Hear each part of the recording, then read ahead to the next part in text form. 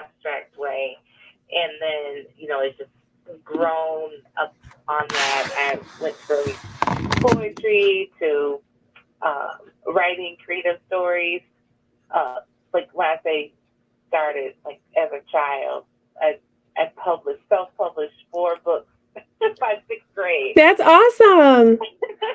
They weren't. I'm not saying they were good, but I was just into writing, and then later, I did student journalism, and then later, I took a break from journalism. I went back to it for a while, and so it's always about the story. The stories of people. That's what makes it pop. So it's when I wrote Beat News, I would always look for, what's the story? And I'm also big on bringing the historical element into the story. I talked with my daughter's Nana this morning, and we were talking about voting, and she said, I think a lot of people don't know their history, our history. She said her dad was not a reader, and he worked in the coal mine, but he knew that a better life was on the other side of the vote. And so he said, just tell me what I got to do. If I have to put an X, a Q, or P, whatever it is, I'll do that so that I can have a vote. And we don't have that now. One of the things that you said that I think is going to stay with me, and there's been a couple things since we've been in network, but a better life is on the other side of the vote. How much of you growing your storytelling practice and deciding to be a storyteller, both professionally and in your personal and social life, was a reflection of maybe not seeing stories that inspired you or reflected your self-identity out in mainstream media? Was there someone or some moment where you were like, I want to contribute, I want to put our story out there? So, okay, I think I'm going to answer this best I can. So, I don't think there's a single story. So, the story of Albert Williams, my great grand uncle, is complex, right? So, like right now, I'm working on a memoir that's about the discovery phase, the last 8 years of working with his story. But his story is connected to my grandmother because my first connection to Albert Williams was through my grandmother, who, because Albert Williams was her favorite uncle. She was a child when he was lynched for helping people to vote. And her story is, of course, connected to my mother and my uncle's story. And it just weaves in my aunts. Like it's so much of our story. And because of the breaking open of this case, I connected with relatives who had, I found out a book called The Legacy of Tamar. Okay. And yeah, and The Legacy of Tamar has the story. Tamar is my 6th great grandmother who was 12 years old at emancipation. And that led me to, there was a mention of a white slave owner, and he was a Methodist minister, and I tracked him down, and he wrote his own memoirs, and so did his father and grandfather, and it's called The Tailors in the Tabernacle. And I can identify my 7th and 8th generation back inside of their stories. I love that you have that skill, that you've persisted in piecing where you can build a family narrative. And I know that it's been part of both your academic and professional work to kind of talk about that process and say like how other people can do it. But I think for me, one of the reasons why I was so excited to interview you is because your passion for telling your uncle's story really speaks to me, and it reflects in me my passion to tell my grandmother's story, who marched with Martin Luther King, but in context to voting was born in Puerto Rico when women who were illiterate of her class, she was part of like a working farm class, did not have the right to vote. So I think that's why I connected so much of her passion for suffragists and for marching and her desire to march with Martin Luther King very directly with your desire to tell your story of your ancestor. And I really saw myself in you, like, yes, like, tell me how I can help, tell me how I can lift up your work. Because Leslie, you have a call to action, which I think is a very powerful part of your storytelling. Do you want to talk a little bit about what your storytelling has manifested in terms of the project that you're working on? Sure. So, the I have a rollout plan. Let's have a rollout plan. But so the first part is the voting corner, the Albert Williams voting corner, and so that what that entails is um, civic engagement, civic education, helping people understand, you know, that we're hiring elected officials and Right. what we can expect things from them, even if we're say Republican or Democrat or Independent. Even within there, we can still say, okay, I might be a Democrat, but I still don't like what you did or how you voted, and we can call them to task about that. And um, we don't have to have so many gate. There's a lot of gatekeeping when it comes to, interacting with the vote. Like we can actually go to our state capitol and demand action. We can create our own petition. In fact, I only recently realized a regular layperson can write a bill. And they have to have it sponsored, of course, but there's a lot that we can do.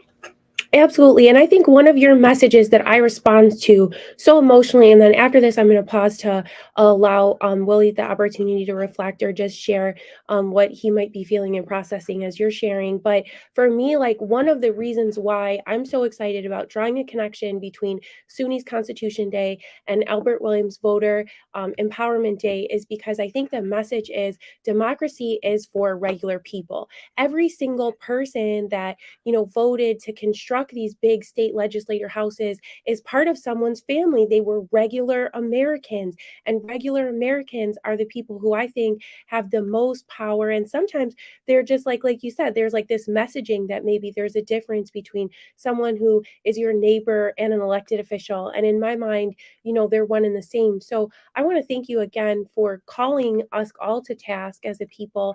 And then I'm going to pause and allow Willie the opportunity to reflect or weigh in on kind of what we've shared so far. Did you want to add anything, Willie? I want to ask you a question. Okay. I want to ask you, what? Explain to me what is a regular American? What's a regular? For me, I think that when I think about Puerto Rico, and because like I'm such a dork, I always think about statistics. So in Puerto Rico, not until the late 1960s was the more than 50% of the population in Puerto Rico enrolled in elementary school. So when I think of a regular American, or when I think of someone who I would consider a part of my community that is one that has the potential to take action, I don't always think about the archetypal example of an American hero like folks always do, someone who's very well credentialed, or someone who comes from, a long legacy of activism or power. I think of, gente regular, like people like my grandma. She had a third grade education, Leslie. She had to leave school to work on the farm to care for her brothers and sisters, but she really believed in this democracy. And really, she believed in the idea to change. So she actually got on the bus in Harlem and went down to DC for the March on Washington with my dad. So, Leslie, my dad was actually at the Martin Luther King I Have a Dream speech. And that's why I think like your family's history, like people who fought so that that opportunity could happen, I feel like it's part of my privilege because I found so much power in her participating in that to be able to lift that up. And what we're talking about with Mr. Williams, that occurred in the 40s, correct? 1940, June 20th, 1940. Absolutely. So just to Willie, thank you for that question. Oh yeah, let me also ask Leslie a question. Leslie, when you was young, can you pinpoint some of the things that motivated you to do what you're doing now? Yes. So, I think that I've been on a kind of a roller coaster, and there was the only thing lacking was maybe confidence, in the past. Right. So when I was 18, I went to a special service at New Hope Baptist Church in Ann Arbor, which is not our church, but some of our family members went there. Right. And Jesse Jackson was speaking. Ooh. Yeah. Rainbow Coalition. Right. So he asked anybody who's not registered to vote to stand up. And I was like, no. And I'd been 18 for 6 months. And I hadn't registered yet. Wow. And so I stood up. And I was the only person who stood up. And I was so embarrassed. And he was like, well, come up to the front. And I was like, oh, man. Like, this is why you don't. This is why you don't stand up. Angry, like, why did I let myself fall? I should have just sat still. And so I went up front, and he said, now, y'all ought to be shaming yourself, because I know she's not the only one. Oh. These guys was the only one. Oh. And maybe 20 other people ended up coming up. Nice. So you made the difference. You made the difference. Yeah. Yeah. Wonderful. And you're so brave in doing that. There is one of the reasons why I think I'll forever feel a connection with you and your storytelling and just this desire I have to lift it up.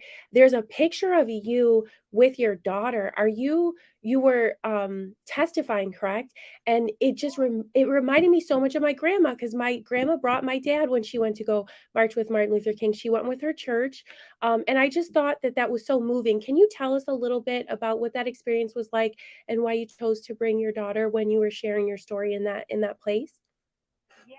So I think it was September 2017, if I remember right, when they were talking about reopening the case for Albert Williams, and also just cold cases and civil rights cases, period. And I was one of maybe 5 people that were chosen to testify before the Tennessee legislature.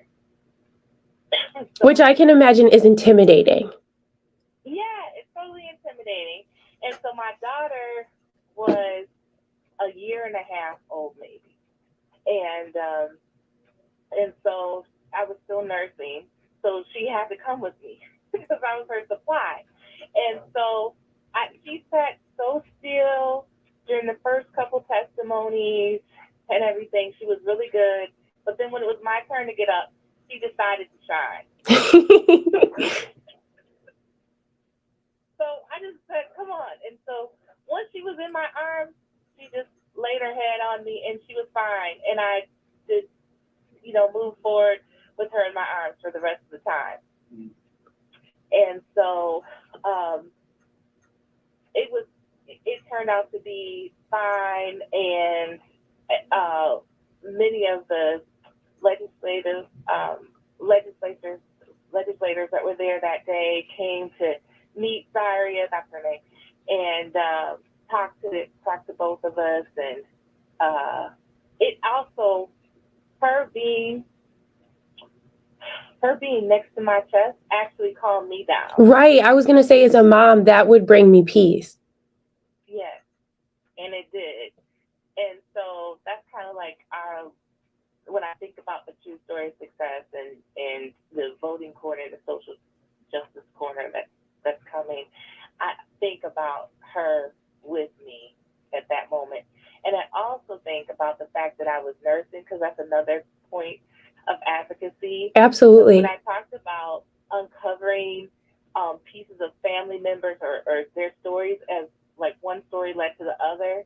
So my 7th grade grandmother, Isabel, there's a story that her daughter tells where she had just the one child, and she had lost a few children. And one day it was chronicled, she lost a child in the morning, a boy child.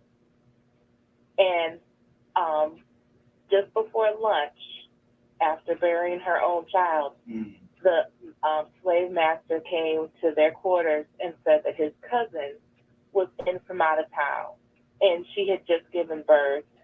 She had a 3-week-old child, and that she was still fresh. And so he asked her to nurse, or told her to nurse. And I thought, and it was only like 3 sentences, maybe. And I just thought, I just stopped in my tracks and I said, how painful it must have felt to hold somebody else's child and nurse somebody else's child when I'm still fresh with milk from my own child that didn't live. And I think Black Maternal Health Month was or last week. Okay, last month, last week. You know what I'm trying to say. And I think for you sharing and lifting up that story, it's so important because what women sacrificed for the American country, the American history, for the economy, for everything to happen around them, it was a sacrifice of their spirit and their body. And if we don't tell those stories within our family, they're lost. Correct, Leslie? Yes, yes, yes. And I just felt so privileged to be able to sit there holding my baby and Right. telling our family story. Nice. Yeah. What a powerful generational moment. And I saw that because I Googled you. And first of all, like when I met you, when you shared what you were doing, we were in another space. So we were in training for, an advocacy group focused around storytelling and skill building. And Willie, this is during the workshop, and I'm messaging her. Like, I know we're in this workshop together, and I heard that your story about the Empowerment Day. I just love that you had a call to action and that you had this rich sense of history, and I wanted to find out more about you. And again, I found that picture of you and your daughter, and I learned more about your advocacy and how it's evolved. And I just feel very lucky for you to spend time with us and to share. And I do believe she was in the car when we were talking the other day. So I know that she sees you like right as an advocate, as my son. I think my son understands like his mom's a little bit different. But I think, can you just say a little bit more about how becoming a mother and like how your different identities have motivated you for advocacy? Because being a mom, Willie, it makes me want to advocate harder because I want a fair world for my kid, or at least to tell him, I put in a try to make it fairer. Do you know what I mean, Leslie? Right. So I think that when you reached out, I waited maybe a week before I responded, and I told you I was helping a family member with a justice issue. Yeah. The family member was my son. I have a 26-year-old son who he is actually now at the reception center. He received 48 months. He was with someone who committed a crime while he was in a manic phase. He has some mental health challenges Mm-hmm. and was not, taking his meds. He's an adult, and so he was in a situation that he doesn't even really remember. Right. And so I've had to fight all the way through. He was taken December 6th, 2021. I've had to fight for him to get his medicine. I've had to fight for him not to be put in the hole because he has paranoia and that's like against his health. I've had to do fundraising to help for legal costs because the first quotes were, 35,000 and most recently, pulling together information and submitted it to the court why he can't be in like certain kind of prisons and why that should be in consideration as he was sentenced. So he was sentenced last month. And so, like I said, June 1st, he went to the reception center. And so during this process, there's so many little things, I call them little, but they're not little to them, that are just wrong. Like the commissary system. The one time I had to launch an investigation on the jail because he supposedly was back talking, and so they gave him tickets and they took all that stuff, but they took even his underwear and the food and books that I had sent him and magazines, and didn't return them. Yeah. So Leslie, I feel you, and I believe that most of the changes that's made in the world and the system, especially when they're not right, is due to our children because mothers, fathers, everybody will do whatever it takes to make the change for the welfare of their children. I think that's what's going to make the world a better place eventually, Right. because everybody will do whatever it takes to make it right for Yeah. their children. And then I just wanted to add also, I think that it's significant to say that on my side, you didn't share that, and I got no sense of the fact that you were processing and advocating for him in that way. You were very sweet and you had an amazing disposition focused on the history, but then also currently processing and advocating in the present.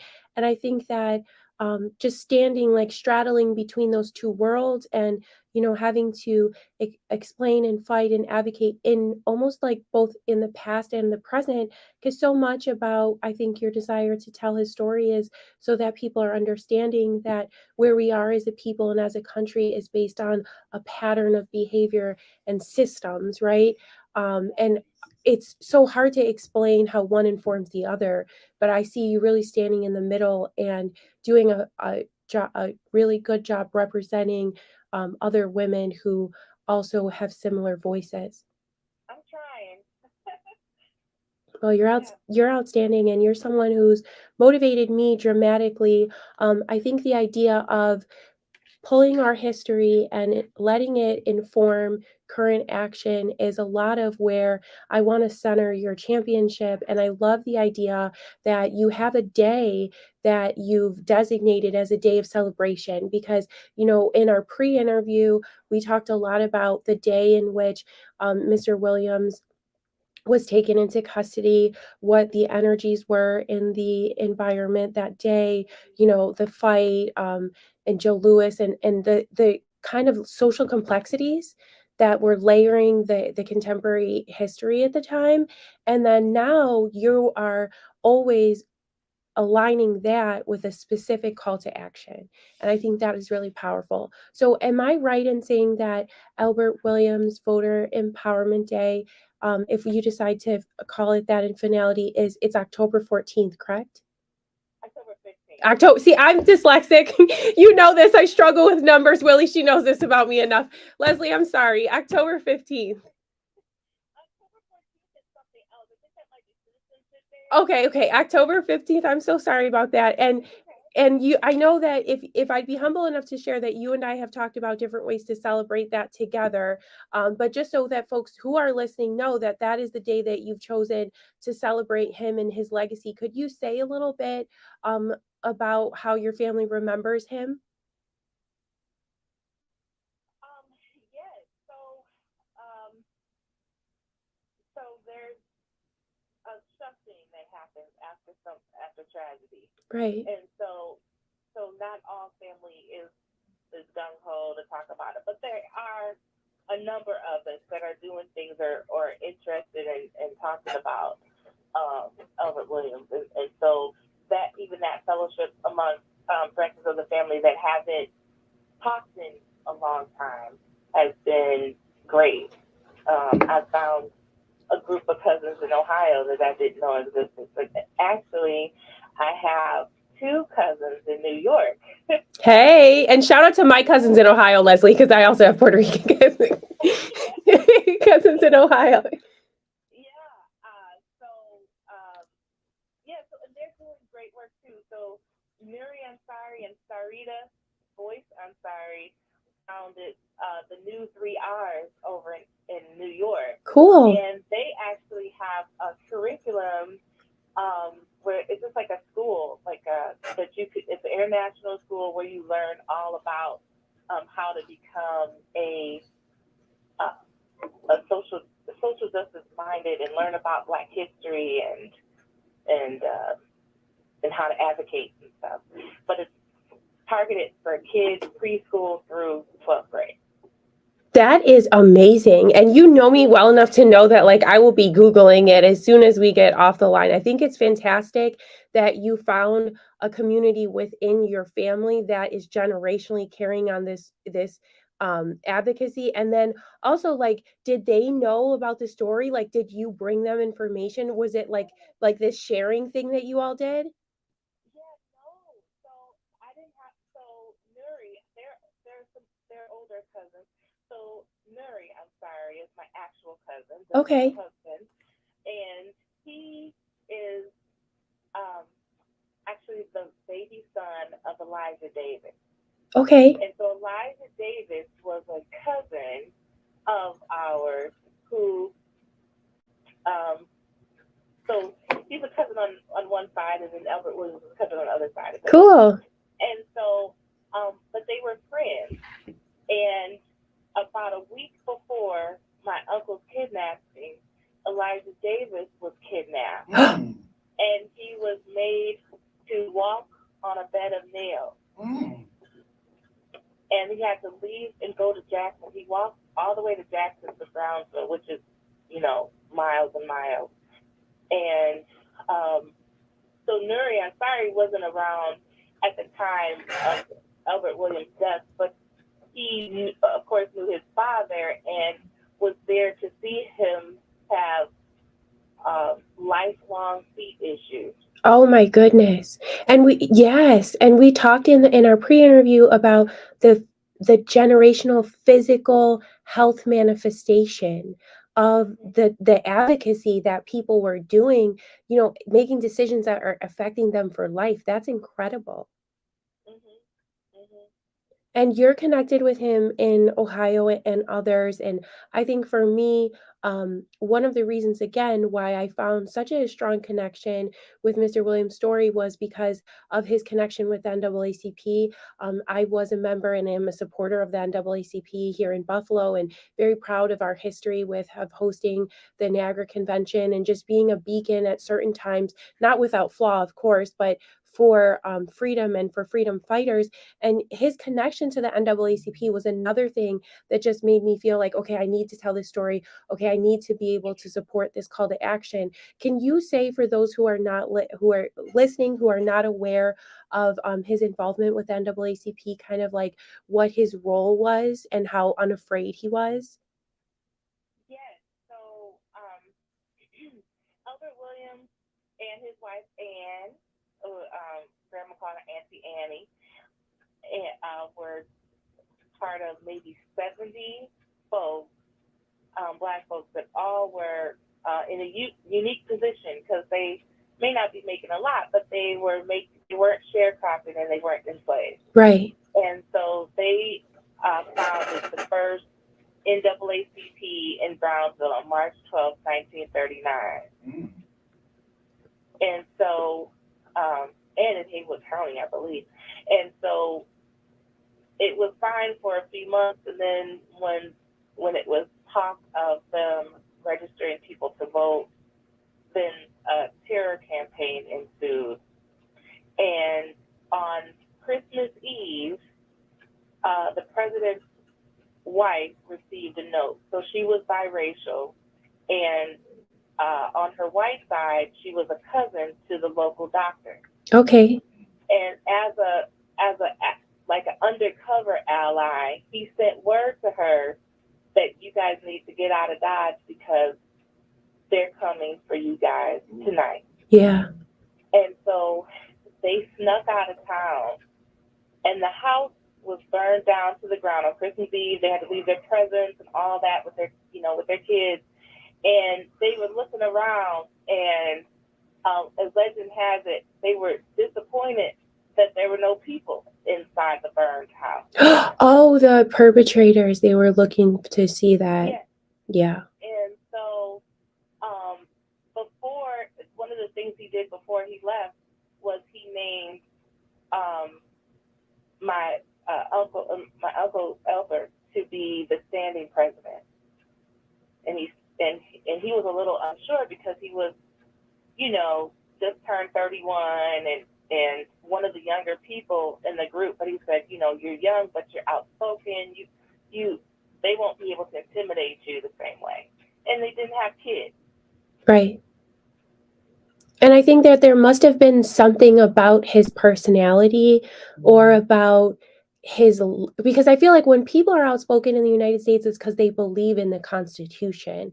It's because they believe in democracy and they know that they're an active part of it. So I'm sure that there was something about his personality that made the person that came before him, confident that he would be able to absorb that privilege and responsibility. And he knew that he was gonna like basically put him in front. Mm-hmm. That's Well, yes. yeah. So he was just known to be dependable, and he was the fireman at the local Sunshine Laundry. And so that was a big job because it was the equivalent of a dry cleaner. And Okay. that person had to be prompt and they had to be there early enough to start everything for the day. He never was late. He always wore a shirt, which um, he just was a professional of some sort. Like very dignified. Yeah, yes. Hey, Leslie, how many books have you written? Leslie, how much have you done? Tell us. So I'm not going to count the ones from elementary. You should. You know my son is an author. That counts, Leslie. Those count. No, but I wrote like a sci-fi novella in my 20s, and then um, I have a poetry collection, actually about 911, Wow.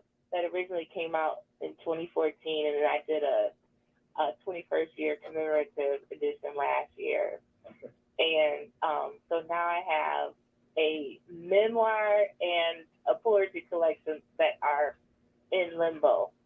So, Wow. working on. Now you have written these historical facts about your relatives. You have written about those already, right?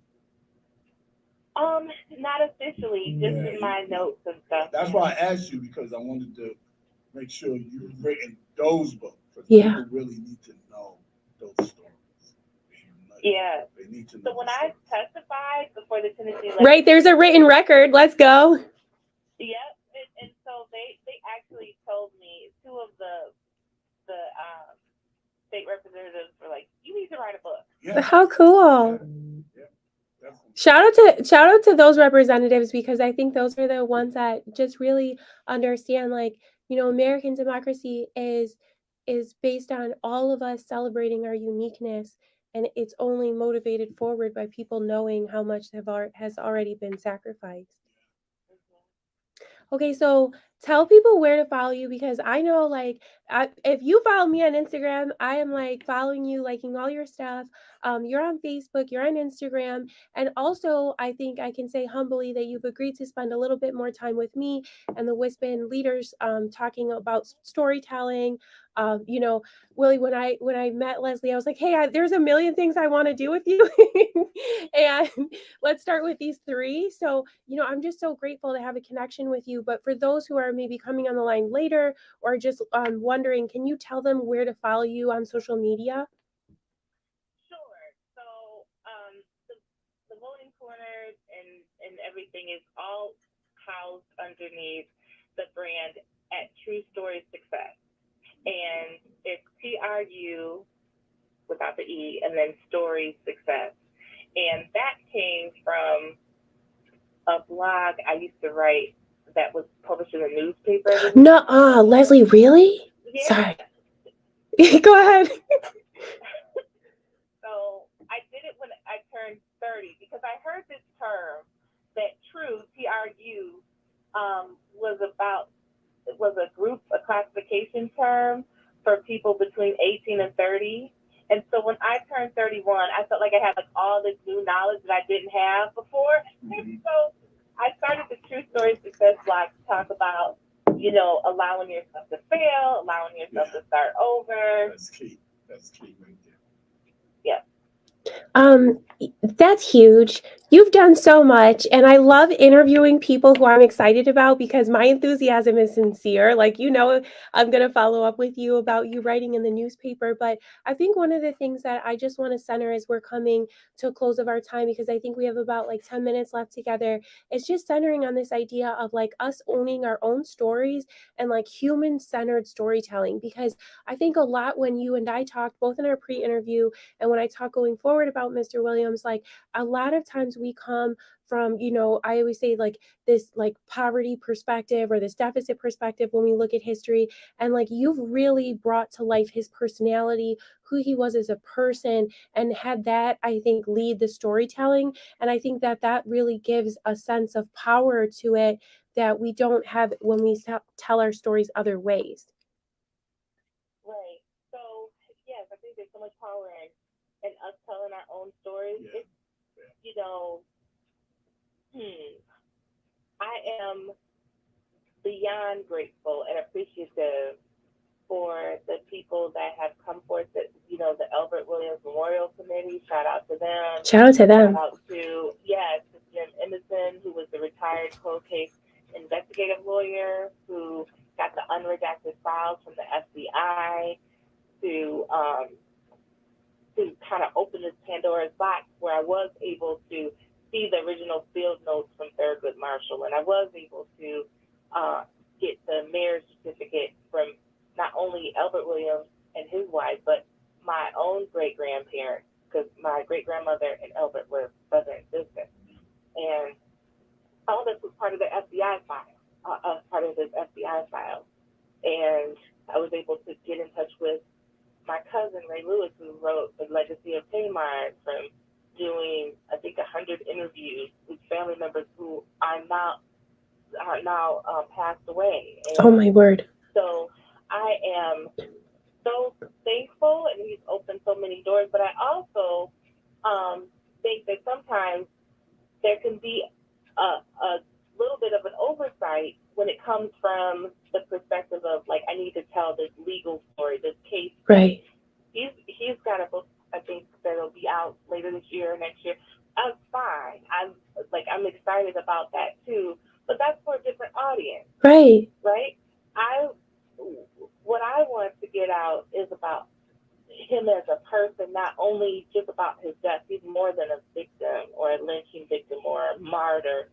He was a whole human being, and his life was that of joy. I think we talked about that. Yeah, you said he was funny. He was funny, yeah. Like, I never knew that. Because there's always a talk about just his death. And so when everything happened at the memorial in 2015, I brought home the memorial booklet. And my grandma, who didn't want to talk about it or anything, I just plopped it on the kitchen table. Yep. And I said, casually. and she started rubbing her hands and said, "That's my uncle. That's my uncle." And then she started talking about him. And she started talking about how he was a good dancer. He was fun. They used to call him Dickie. And she had told me before about how, she was the first in her family. So he would dote on her as a niece, and he would take her for ice cream. And, even after she had younger siblings, he would take her out and stuff, which was a big deal because she was, as the oldest, she had to take care of her younger siblings. Right. She had to pick cotton. She had to, she had to do a lot. A lot of responsibility, first daughters. And so to be able to go with her uncle and just be a little girl was important to her. I think that so much of the message that you're sharing about your family's joy makes me want to call my neighbors and say, like, whoever that storyteller is in your family, like, celebrate them. Because like you said, like, you've had amazing relatives. I can't wait to read the book, who have written some of this information down here. We've had the Hispanic heritage culture. They have like an oral history, but oral history is so important. And I feel like, Leslie, one of the messages between our connection and what this interview really represents is like celebrating those storytellers, because everyone's like, oh yeah, there's that one person that knows. Like, keep their number and talk to them and take that information seriously, right? Yes, my grandmother was that storyteller. She didn't have a lot of she wasn't able to write very well, but right. That kind of thing. She had to help take care of. She had to help supply the family with money at, like, I think 13. So she was dropped out in 8th grade, but she said she had missed so much school even before that because during harvest season or different planting seasons, she had to stop going to school. Mm-hmm. And there's so much that I see in parallel of our family stories. There's a story in my family where my grandmother once this story, because she couldn't read English, she prepared dog food for my family, like to eat. Well, she just, I guess, like there wasn't a picture on the can, and she just didn't know, Leslie. So like literacy and adult literacy and like people who are wise but maybe haven't had the opportunity to pursue school, and recognizing their wisdom as equal to professional credentials is really important to me. I have an education, I think Leslie, they say 0.6% of Latinas have a doctorate. So I don't know.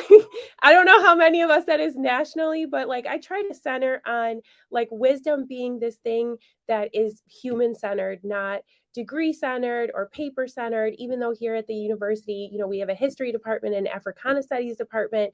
And it's so cool to be in a place where academically that human wisdom is honored. Yeah, I think it has to, we need both. Yeah, for sure. We need both.